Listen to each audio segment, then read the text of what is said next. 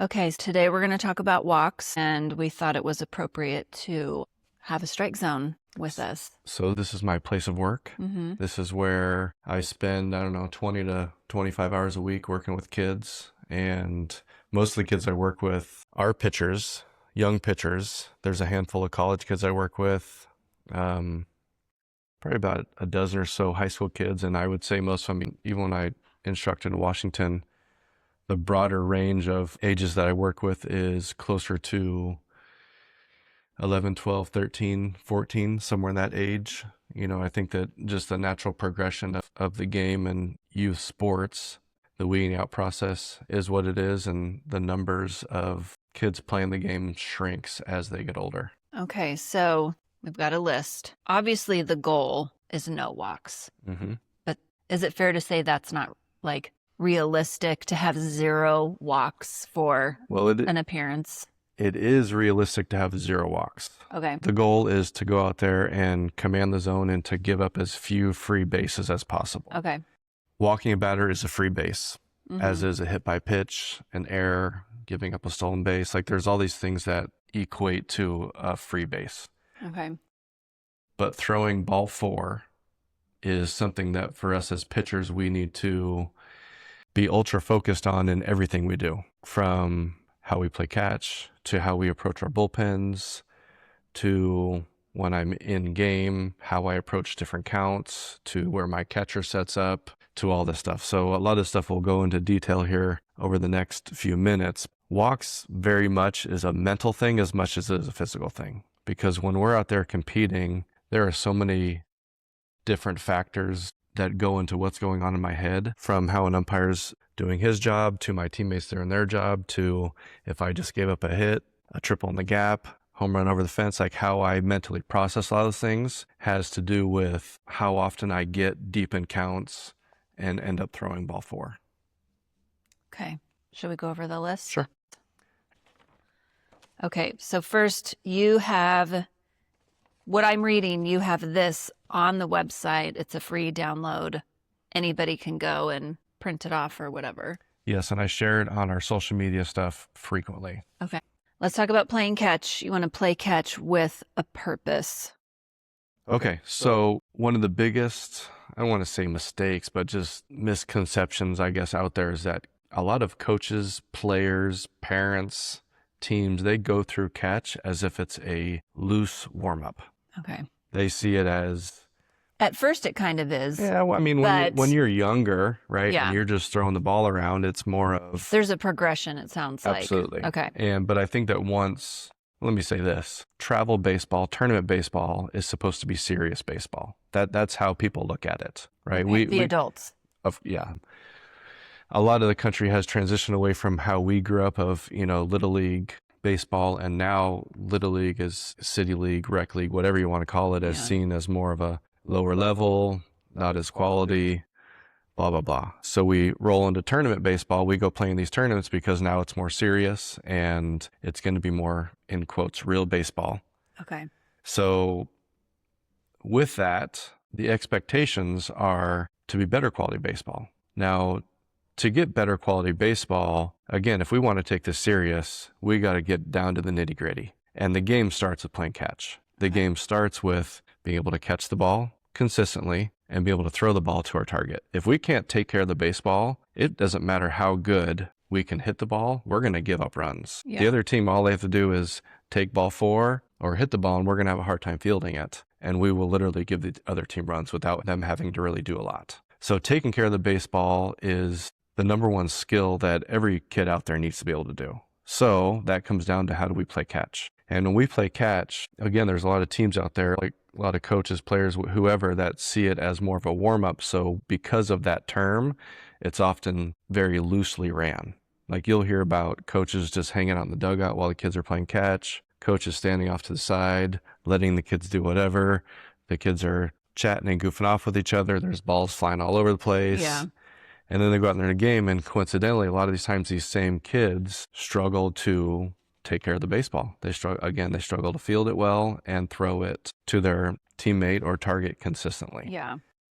So having a structured catch routine And I'm talking down from the very first throws of catch. And when I say this, I'm not saying that like the kids can't chat with each other. Right. I'm not saying they have to be silent. Yeah. But having some sort of set routine, a goal for everything we're doing, right? Having coaches walking around monitoring, making sure that, especially young kids, I mean, they're goofy, right? Yeah. They like to go out there and goof around and have fun. But again, let's find that balance between let them be kids, but also let's get something out of catch every time we do it. There's an intention behind it. It's not just a loosey-goosey. Yeah. So every time we throw a baseball, we want to be thinking about something mechanically, right? And for most of these kids, it's how their upper body works, like getting the arms moving properly, right? So if today in catch, everybody, all we're working on is getting our upper half to work properly. Have a spot on your partner that you're trying to throw the ball to, and we're all going to follow the same routine. We're going to have the same short drills and catch, and then when we move out, we're going to have the same long toss the team. Let's do this all as a team. Let's work out together. Let's work back in together.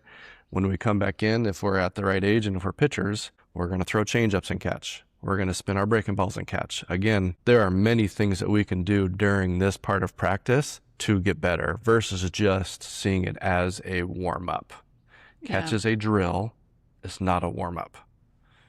Okay.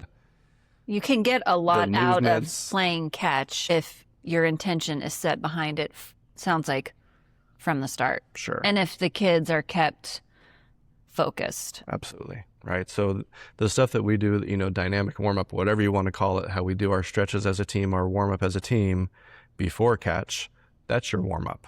And now obviously the first few throws and catches to get that looseness in our body going, but that doesn't take a lot of throws. To get that looseness in your arm, you're talking 10 or 15 throws. Okay. And during those first 10 or 15 throws, we can be working on mechanical stuff and throwing it to our partner. Once we've worked past those 10, 15, maybe 20 throws, we should be hard into it, being aggressive, working on things that I want to do when I'm out in the field. And that's throw the ball to a target and et cetera. And all 15 of those throws should be to target. Sure. Absolutely. It's not hard to do. It's really not. But again. Yeah. I guess depending on the age, but well, you're talking about the kids that should be able to throw to their target and hit it. But when I say not hard to do, I'm meaning the focus shouldn't be hard to do. Okay. With the adults around, if we are staying on top of the kids, be like, hey, let's get something out of this. Have a spot, hit your partner's chest. Yeah. Have the partner give a target, right? So there's a lot of little things that can go into catch that we can get better at a very important part of the game every single day. But again, often it's really missed. It's looked past and it's seen, which is unfortunate. Yeah. But again, it's the perception of it.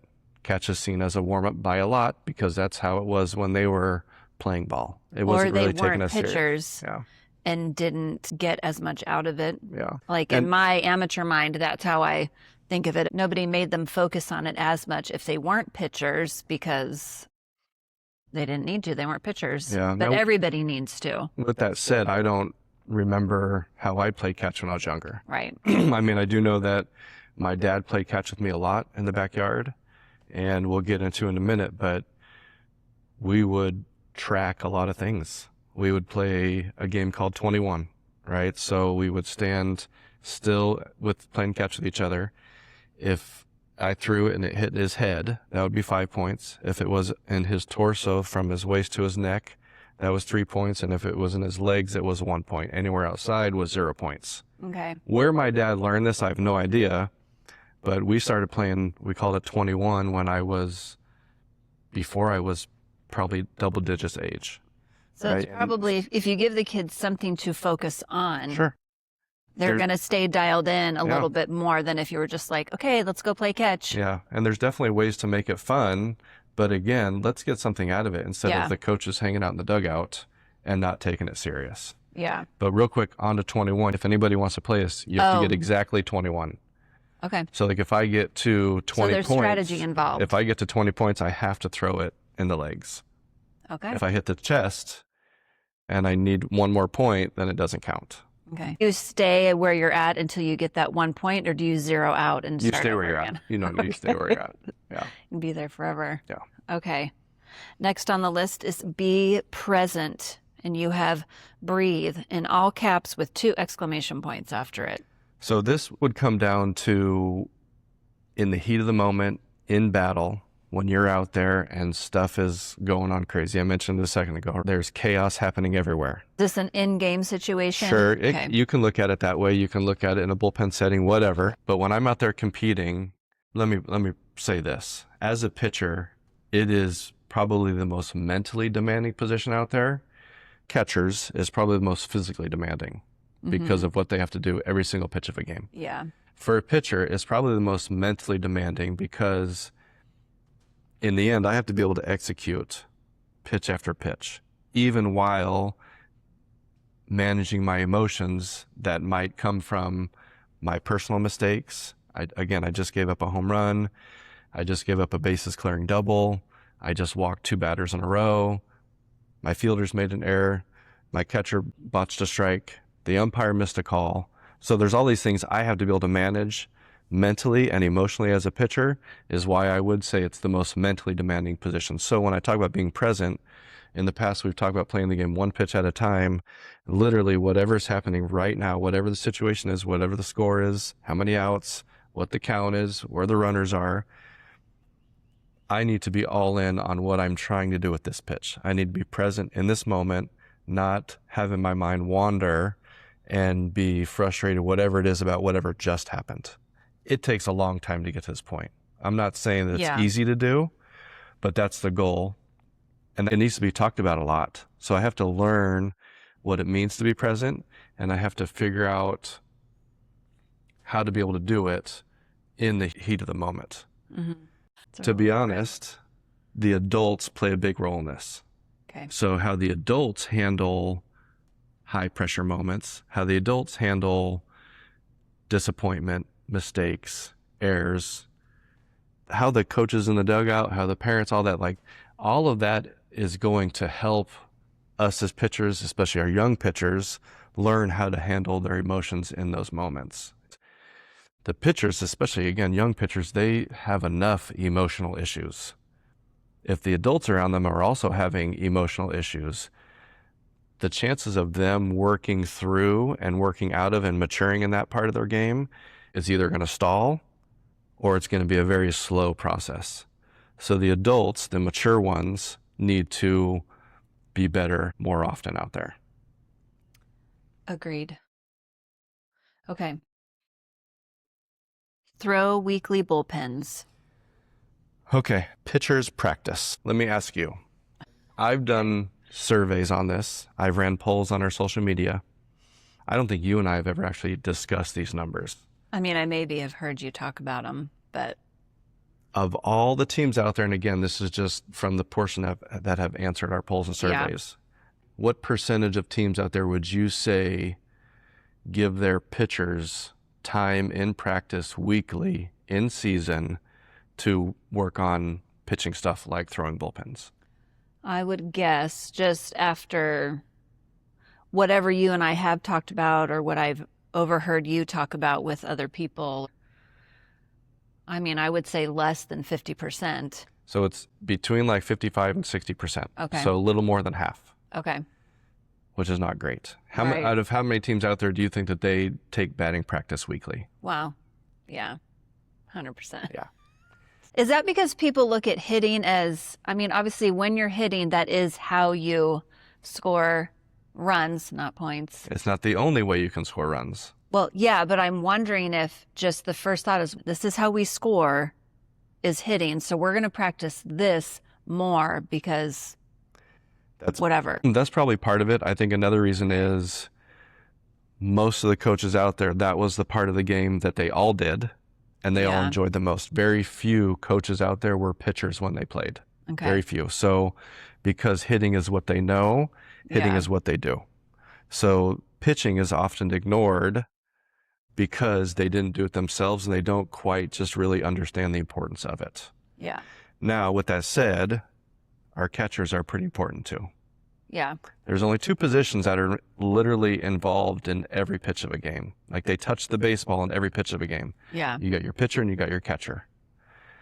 Unfortunately, they are the two most ignored positions when it comes to player development. That has to be an unconscious mental error by coaches that don't focus on that.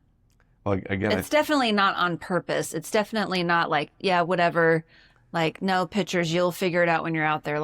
I don't know if it's a conscious. so it's not on purpose, but again, just with talking with people in the social media world, people locally, almost all of the coaches out there are aware of the importance. But when it comes down to it, When you ask them directly, they're probably like, well, well, yeah, duh. But the excuses start flying like it takes too much time at a practice. It's an individual skill, so it needs to be worked on at home on their own, even though hitting is too, but we still find a way to work on hitting stuff. When it comes down to it, when a team loses a game, typically it has to do with we struggled to throw strikes, we walked too many batters, and we couldn't take care of the baseball. People that have been around the game a long time, if you ask them what is more important, hitting or pitching and defense, they will say pitching and defense. that's how you prevent the other team from scoring. Yes. And then there's the other side of it. There's a lot of people out there that feel like hitting is most important. So in the youth game, you have this back and forth battle. So whatever a coach's beliefs are, you'll tend to see that when they run and do their weekly practice plans, that's where they gravitate towards. So because most think that they're going to win all their games based off of hitting, they will find a way to make sure we get hitting practice weekly. So is it just easier to spend more time on hitting? Probably, it's a lot easier to do station work. Yeah. Okay.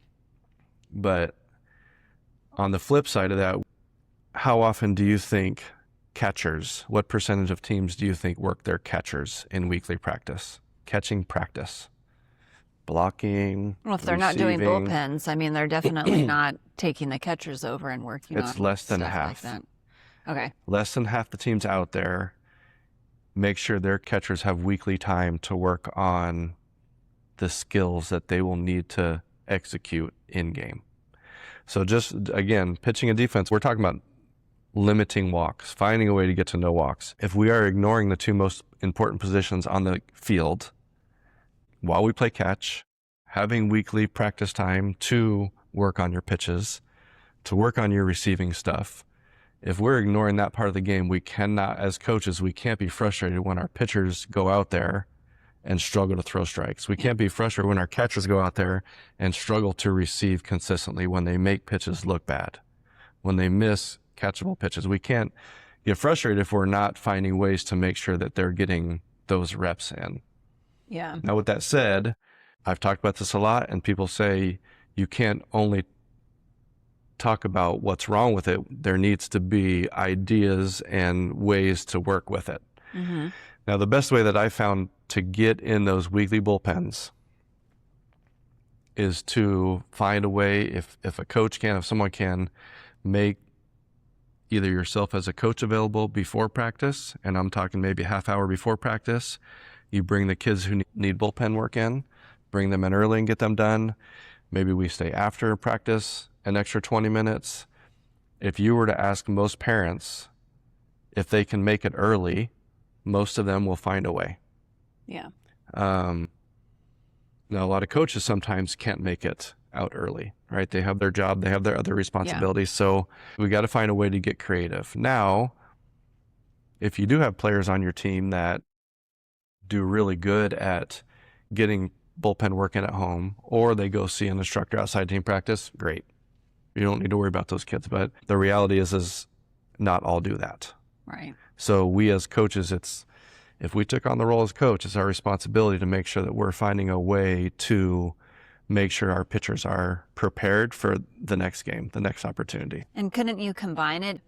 If you had Joey show up that day, can you ask one of your catchers to show up with Joey to Absolutely. Catch the bullpen? Yep. And now is that killing two birds with one stone? Sure. Absolutely. Okay. Yeah. So, and a lot of coaches, they try to kill two birds with one stone by throwing live batting practice at practice. So they have a kid on the mound throwing with a hitter in the box, hitter's trying to hit. We got to make sure catcher's back there too. So we can kill a few birds that way. Mm-hmm. But we also need to understand that my youth pitchers only throwing to hitters they need time to also work on throwing their pitches without having to worry about a hitter. Yeah. Where they can just work on feel, work in a relaxed environment. I'm just trying to execute pitches. Let me feel my delivery. Let me do everything right. Hitting's the same way, right? We do tee work to fill our swing, Yeah. right? So batting practice for hitters is the same thing as bullpens are to pitchers. We got to find a way to get those comfortable, relaxed reps, but also work in some competitive reps. Find a way to get those in there. Okay, we're at 2-ball count approach. Okay, so something that I wish that I had a better feel of when I was still playing a long time ago, but since I have just studying the game and thinking about it more and working with kids, for me to stay away from ball 4, the best way to stay away from ball 4 is to stay away from ball 3. The best way to stay away from ball 3 is to have a solid focus in 2-ball counts. So meaning if it's a 2-0 count, 2-1 count, 2 balls and 2 strike count, I want to have an intention and a purpose of throwing a pitch to end the at-bat right now. Anytime the count gets to 2 balls, I need to be intentional about trying to finish it right now. So whatever pitch we decide to throw, I'm trying to throw it somewhere in that strike zone and either get the hitter to take it for a strike, foul it off, or put the ball in play and let's deal with it from there. Yeah. Okay, so 2-ball count approach. Next is always be ready to adjust. So this is maybe a little bit of a deeper one. Okay. When we talk about adjustments, there's a whole list of things that can happen in game. If there's an issue with the pitcher's mound, so where I normally stand, say there's a hole, Yeah. I have to be comfortable enough to make adjustments on that mound and still be competitive. I can't let my mind go to there's something wrong with this mound right where I want to stand. There's a hole. It's not comfortable. I have to be able to adjust to it and still be competitive. The hitter does not care there's issues with the mound. Right. They're not going to have any grace with you. Yeah. So If anything, they're going to take advantage of that because it's a weakness. yeah. Yeah. Sure.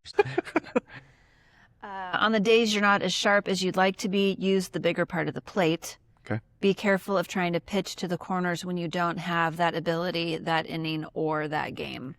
Okay, so let's talk about the first way. Right? Okay. So I was a command pitcher. I wasn't overpowering, but my strength was that I could execute, no matter what pitch I threw, I could execute it typically where I wanted to. Okay.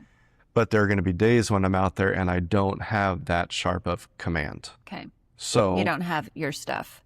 Sure. Okay. So on those days, I need to be humble enough to recognize that I'm not as good today as I have been other days. I have to be quick enough and aware enough to realize what's happening before it gets to the point where I've walked 3 guys in a row, coaches come take the ball from me, and then I'm in the dugout wondering what happened. So I have to be quick enough and aware enough to recognize that issue sooner. So like say I'm not as sharp that day, I'm going to pitch to more of the middle part of the zone, preferably towards the bottom, but I'm going to start in the middle of the zone. Once I get ahead there, then I'll work to the corners. And again, I'll have days where, man, I'm hitting my spots. We can start on the corners, right? But every day is a little bit different. And again, I have to be humble enough and aware enough to recognize what's going on as soon as possible.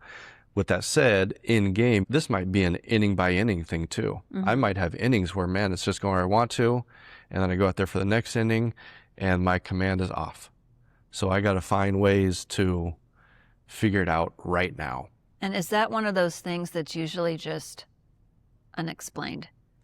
You're just off. Like there really isn't a reason. It's just how it's happening. Sure. And that leads into another thing. It doesn't really have to do with this topic, but oftentimes as young pitchers, as coaches, we see how we warmed up in a game before the game, or we were warming up as a reliever. And if I'm not sharp, if I'm not hitting my spots, I'll think that, oh man, this is going to be a tough day. Whereas often those days where you're not great in the bullpen, you go out in the game and that ball just goes where you want to go. Yeah. And vice versa, you're really sharp in the bullpen, you come in the game and it's like, what happened? Where'd it go? So we got to be careful of putting too much weight on how that bullpen went before you go into a game, because I can't ease up too much and I can't get too down on myself. It's literally just you getting ready for the game. When you go in there, it's a clean slate. Yeah. Okay, use your other pitches.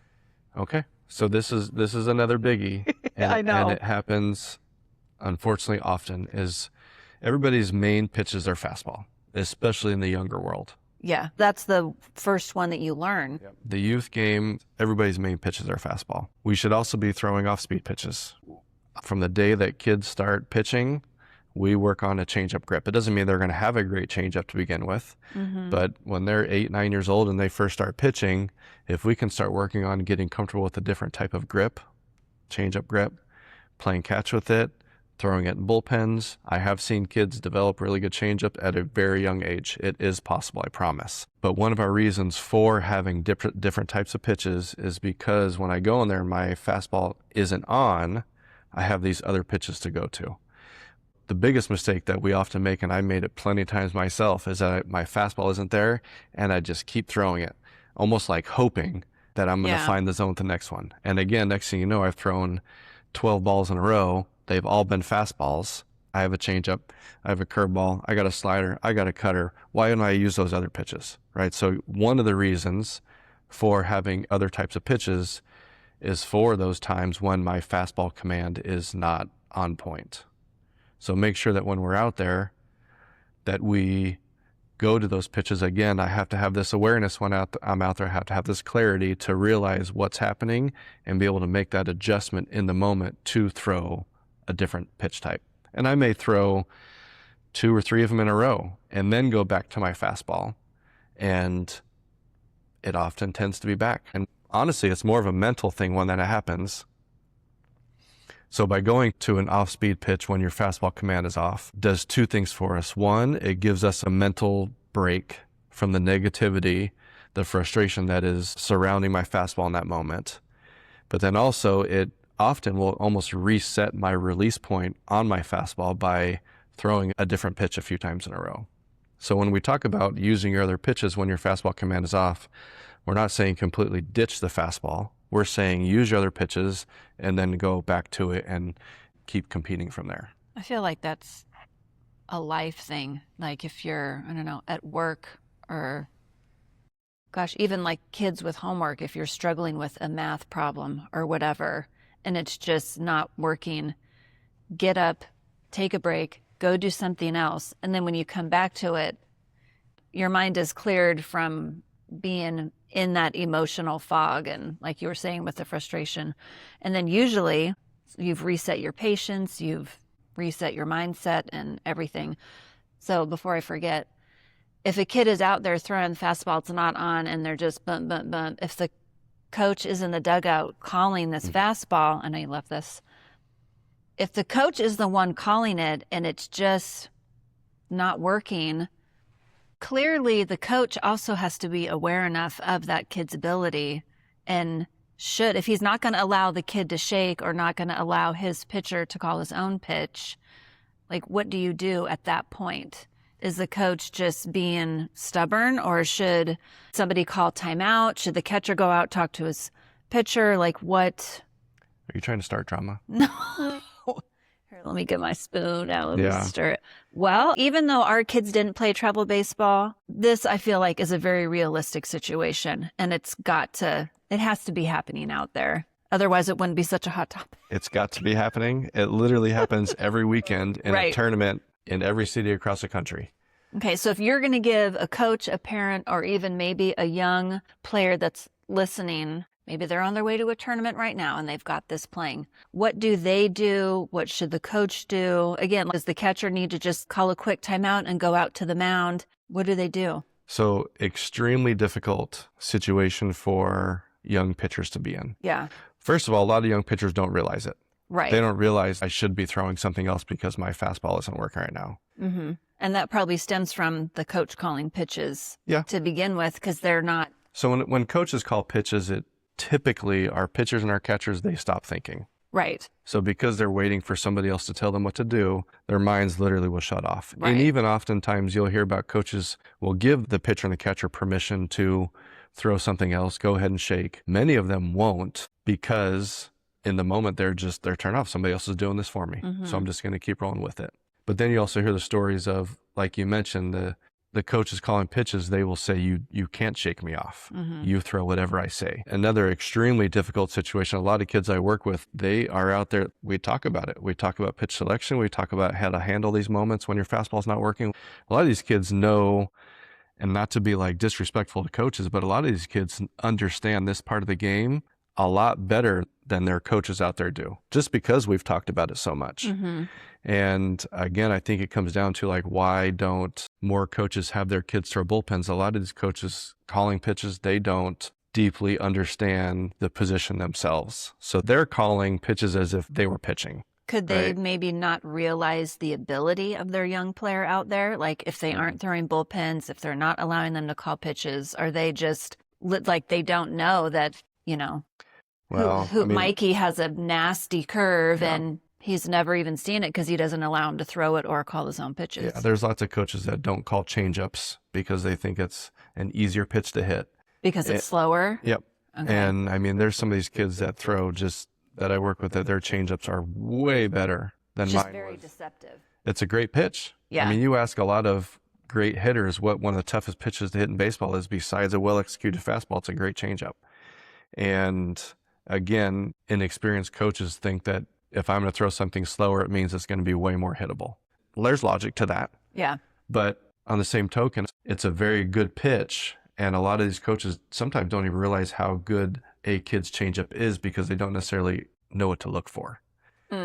And these, like you said, these kids aren't throwing bullpens at practice. They're not doing things that the coach is seeing. And oftentimes they're not even down there in a pregame bullpen to see what the kid throws. So the only time they see this kid pitch is literally when he's out there on the mound in a game. And now these coaches, they're playing video games. They're just going to push a button and call whatever pitch they think is the right pitch to throw.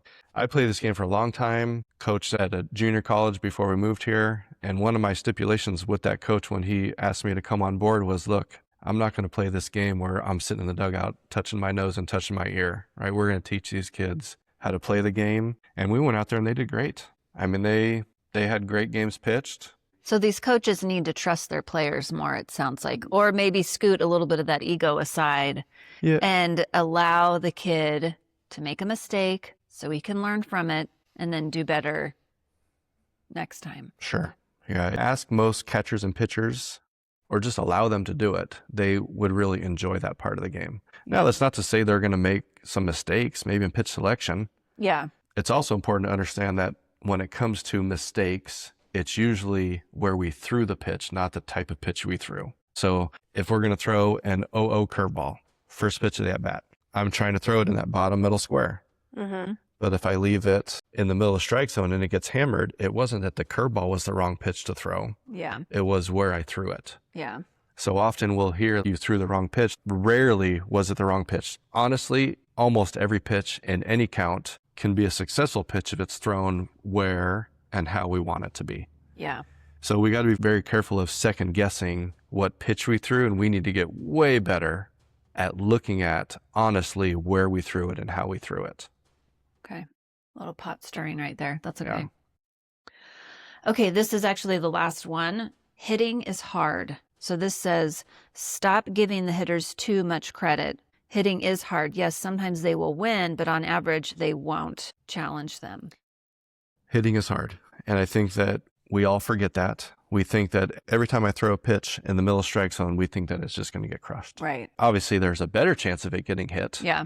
But it doesn't work that way. I could throw 10 out of 10 pitches in the top middle of the zone, and the chances of those hitters getting a base hit, I'm not talking about just hitting it, I'm talking about getting a solid hit and getting on base. At the highest level of this game, you're talking between 2 and 3 times, right? In the youth game, it's probably the same. You may have some hitters that are a little bit better and maybe closer to 3 or 4, but you can ask any good young hitter, any hitter at any age, how often have they had a great pitch to hit and they either took it or they swung and missed it, or they did hit it and they got out. So we have to be very careful of pitchers, coaches, parents, anybody thinking that if I make a mistake in the strike zone, that it's going to get crushed. It doesn't work that way. I need to learn to compete fearlessly and understand that I'm going to make mistakes. I'm going to give up hits. I'm going to walk guys. But if every time I throw a pitch, if I'm afraid of making a mistake, leaving it too much over the plate, hitting the batter, if I'm throwing pitches with fear of those mistakes, my chances of executing that pitch go way down. So when it comes to not walking batters, I have to learn how to throw pitches fearlessly. I have to learn how to attack hitters in the strike zone, and let's see what happens.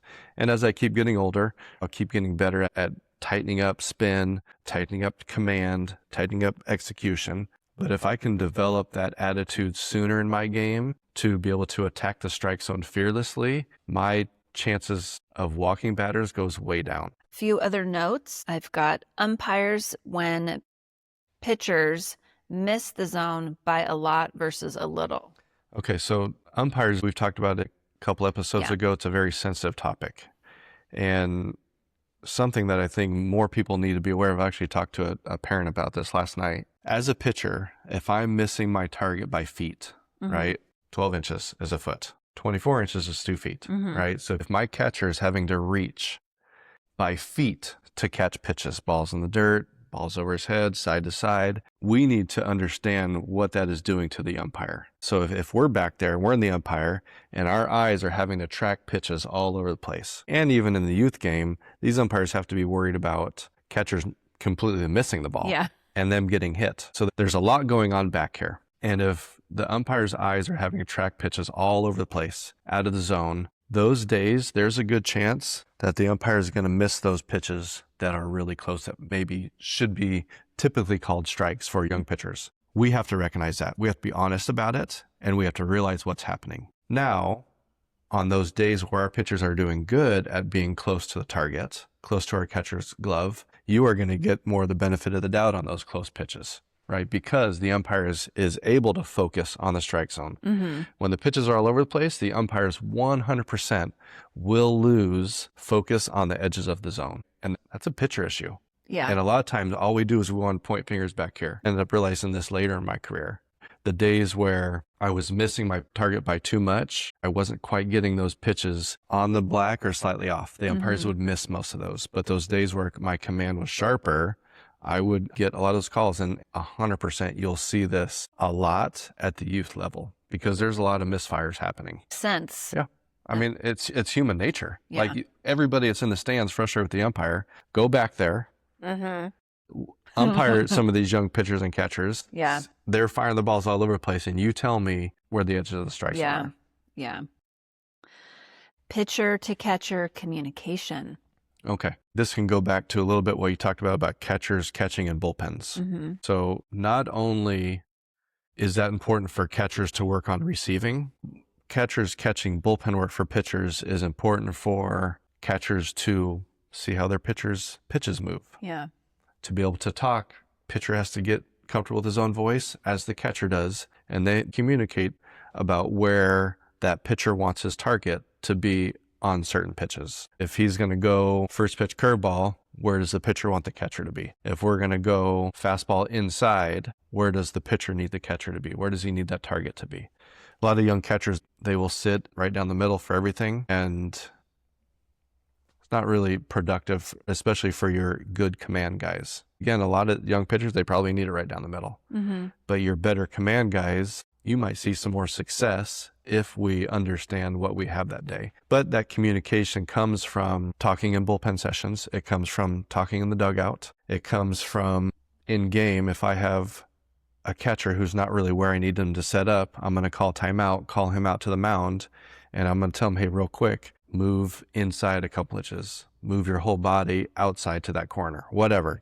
If I keep missing up in the zone too much, put your target a few inches off the ground. Give me a lower target. Give me something to focus on so I can make that adjustment, so I can make that visual adjustment. Again, these are all things that are going to help us stay in the strike zone more to give us a better chance of throwing less ball fours. Yeah. Is there ever a time where a catcher is, hey, I like to set up, I'm more comfortable and at my best set up here? Or is it mainly where the pitcher wants or needs that catcher to set up? Is there ever a catcher preference over the pitcher's preference? No. Okay. No, it's always going to be, what does the pitcher need Yeah.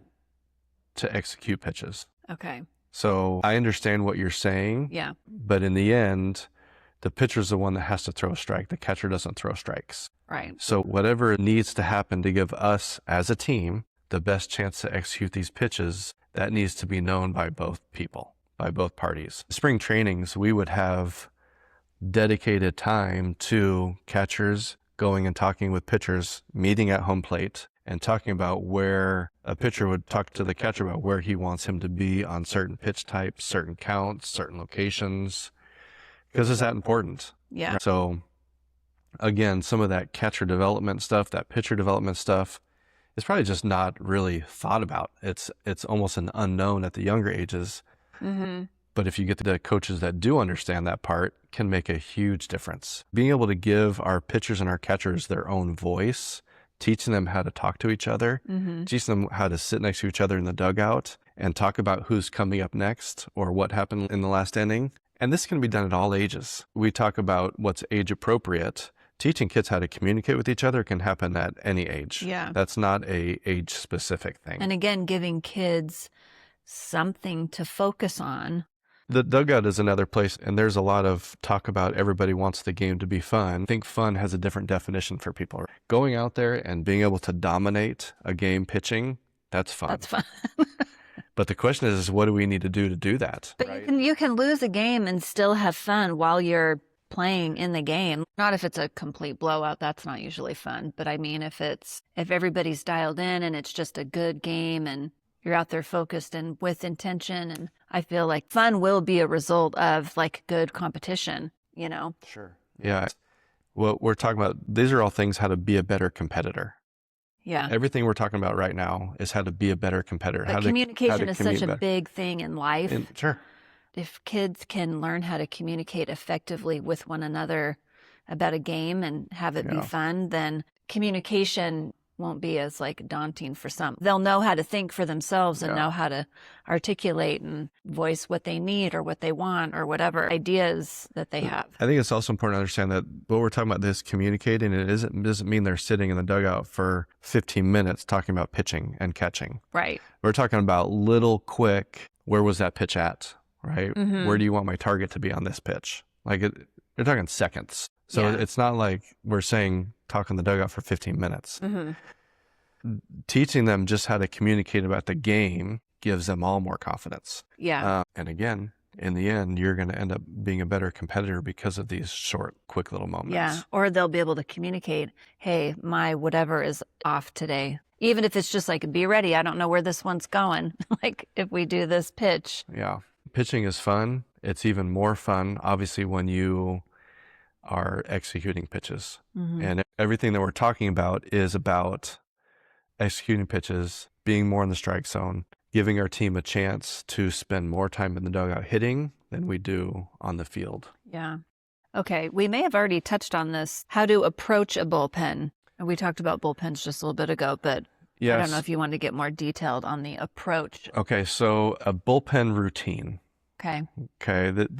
To go in a little bit more depth of how to get the most out of a bullpen. One, don't throw every pitch just right down the middle. Mm-hmm. Focus on executing pitches in different parts of the strike zone. Two, being more intentional about the routine that you're following. So the routine that we have kids following here, the routine that we have developed, it's very similar to what I used when I was playing. Whatever pitches a kid throws, we're going to throw all of those pitches multiple times from the windup and the stretch, if they use a windup. And then when they're in a stretch, they're also going to use their load and go or slide step type delivery. They're going to work on that multiple times. They're going to work on elevated fastballs in case they want to throw one of those in a game. We're going to work on throwing our breaking pitches to both sides of the plate, because in games they're going to want to do that at some point. So we want to come up with a routine that touches on everything that they would want to execute in a game. Every pitch type, every location, every movement. Is it almost like a no pressure environment to be able to work on those? There's intention behind it, but there's no hitter. Yep. You're literally just working on the pitch. So you can you have the lightness of not having that pressure, I Yeah. guess. Not that it's a loosey-goosey time to goof off, Yeah, but and without a hitter in the box, if I keep missing, say I keep pulling the ball, if I'm a right-handed batter, I keep pulling the ball to the left-handed batter's box. In that situation, I can think about and talk about what am I doing to cause that. Typically, I'm opening up too soon, but what am I causing to do that? And let's make the adjustment. Versus there's a lot of teams out there that all they do is throw live bullpens during practice where the pitcher's thrown to a hitter and it's just intense the whole time. yeah. Right. So I'm not recognizing, mechanical issues or command issues. I'm just worried about trying to strike everybody out. Yeah. Again, there's a time and a place for that, Yeah. but there's also a important time and place for throwing bullpens with nobody in the box, and we can just work on our stuff. Yeah. Okay, last note on here, grips and command. So understanding proper grips. In the past, I think a few episodes ago, we talked about change-ups. That might have been in the last episode. Paying attention to kids' grips, whether it's a fastball, whether it's a change-up, breaking pitches, helping them develop comfortable, consistent grips, pitches that they can get to easily in their glove, pitches that they can control with that grip is an important part to pitching. Now, as coaches, it's our responsibility to learn and understand all the different pitch types. Even if I wasn't a pitcher, and once you put that coach's hat on, there's certain parts of the game, especially in the youth game, that you should take responsibility and pride in understanding. And understanding different grips is going to be a big part to that. So I would really encourage all coaches to look at their grips. Make sure that their fingers and thumb are proper. Make sure they're not choking the ball in their palm too much. Just pay attention to all those because it's going to play a role in their command of the baseball. Okay. You want to talk numbers? Let's talk about the stats real quick. Well, first I have a little note that says how walks affected your career. You probably have some thoughts on that. Okay, so why don't we start by you giving me my career stats for walks. just two stats, innings pitched and Okay. walk total. So your whole career, you had 1,575 total innings. Okay. And then you had 541 walks. So also important to note is those numbers don't include spring training innings. Right. They don't include instructional league innings, and they don't include fall ball or winter ball innings. So there was even more innings that were thrown, which again, and the reason I say this is because I had even more time to learn. Yeah. All those innings is learning. Yeah. Now those walks, Mm-hmm. we're here talking today about how do we limit walks. Proof that, I threw a lot of innings in my career, but I also walked a lot of batters. Yeah. Now, if you break that down per inning, it's obviously a much smaller number, but the reason I want you to mention these is to show that, I wasn't perfect. So when I talk about we got to limit walks, we got to find ways, the goal Yeah. is no walks. Very rarely. That was your goal too. Very rarely in my career did I have a start where I pitched more than 5 innings and walked no batters. That's just that hard. It's hard Yeah. to do. But we got to find ways to limit walks. Now, within those numbers, I also gave you the first 6 years of my career, Yep. and then I gave you the last 8. Mm-hmm. And I split it up that way for a reason. So give Okay. us the first 6 years. First 6 years, you had 880 total innings with 354 walks. And then what was that ratio? It was 1 walk every 2.5 innings. Okay. So in the past, we've talked about the goal was 1 walk every 3 to 4 innings. Mm-hmm. So that 1 walk every 2.5 innings or so means that I was walking more than I wanted. And the more walks means the more often you're pitching with runners on base, obviously, which means the more pitches you're throwing per batter, more pitches per inning, and the more pitches per game. The more pitches you throw per inning is going to mean the less innings you pitch in game. So I started, the higher my walks is, the higher my pitch count, the less innings I'm going to get to pitch. Mm. The fewer walks I have, the fewer pitches per inning, the more innings I'll get to pitch. Mm-hmm. So the goal as a starting pitcher was to go out there and throw as many innings as I can. Yeah. So everything we're talking about today is, in the end, how do I do that? These Yeah. are all ways to get to spend more time out there pitching versus pitching under stress all the time. Now, what were my numbers for the last 8 seasons? 695 innings pitched with 187 walks, And which is 1 walk every 3.7 innings. So a couple things that I feel played a big role in this. The first thing was in my 7th season. That was my first time out of the Cubs organization. I ended up in AAA with the Rockies that year. That was my first time as a reliever full time. I'd always been a starting pitcher up to this point. So first time as a reliever, first time going into a game pitching with runners on base. So when you do that, you go out there, you're right away pitching from the stretch. So first time in my career, I had started an inning from the stretch position, not the windup. I started to realize that my command was more consistent out of the stretch than it was in the windup. At that time, it wasn't as popular as it is now. At that time, if you were a starting pitcher, if you started an inning, you started from the windup. Rarely did you see guys start an inning, a clean inning from the stretch. So I asked, Bob McClure was my pitching coach. He was a game changer for me. We'll talk about him in a couple episodes. But I asked him, is it okay? I had to ask permission for this. Is it okay if I pitch from the stretch all the time? And he was like, yeah, go for it.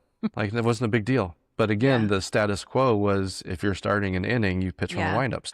For me at the time, it was like an odd question. Like, I didn't know if it was allowed. But anyways, from there on, for the next 8 years, I never pitched from the windup again. Walks went way down, started executing pitches better. And in my career, I feel like that was one of the biggest moments of development, of clarity, of who am I as a pitcher?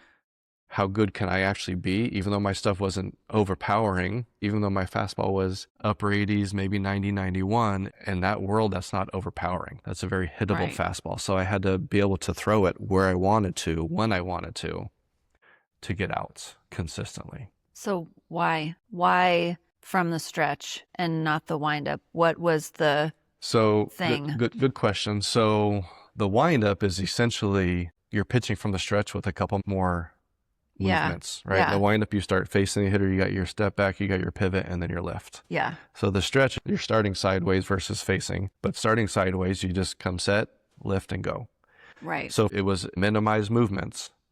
And more efficient. Yep, more efficient. And coincidentally, you watch Major League Baseball now, you see a lot of pitchers, a lot of starting pitchers pitching from just the stretch. So at some point over the last 15-ish years, 20 years, there has been a shift in understanding this. And I remember even having veteran players, when I started doing that, veteran players saying like, what are you doing? You can't do that.